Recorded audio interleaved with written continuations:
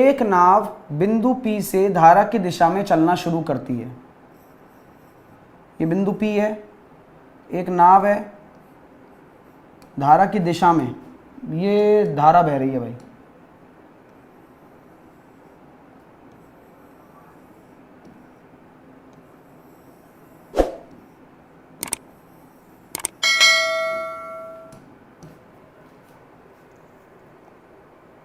और बिंदु Q तक 3 घंटे में पहुंच जाती है।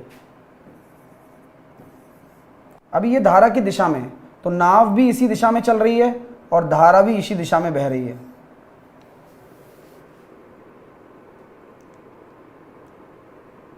और बिंदु Q से P पर 4 घंटे में वापस आ जाती है, यानी कि लौटती भी है। तो जब ये लौटेगी तो धारा तो ऐसी बह रही है, ये लौटेगी तो विपरीत दिशा हो जाएगी क्या, बोलो। तो कहने का मतलब ये है कि जब वो धारा की दिशा में गई तो उसको टाइम लगा 3 घंटे, और जब वो लौट कर आई तो उसको टाइम कितना लग रहा है, 4 घंटे।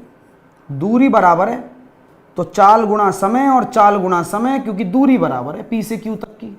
आप बताओ कोई दिक्कत है तो अगर मैं यहाँ कह देता हूँ कि V प्लस यू और V माइनस यू का जो रेशो है वो 4/3 आ गया बॉस। तो यहां पर आपको एक चीज आती है लगाना, कॉम्पोनेंडो डिविडेंडो। नहीं आता तो सीख लो। Componendo dividendo A plus B A minus B में लगता है। तो अगर मुझे V और U का रेशो निकालना है तो एक काम आप कर सकते हो, 4 में 3 को जोड़ दो और 4 में से 3 घटा दो। तो खेल खिलाड़ियों का बना दो।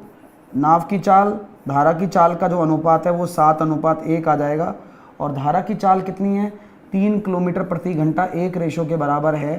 तो नाव की चाल कितनी है, 21 किलोमीटर प्रति घंटा है।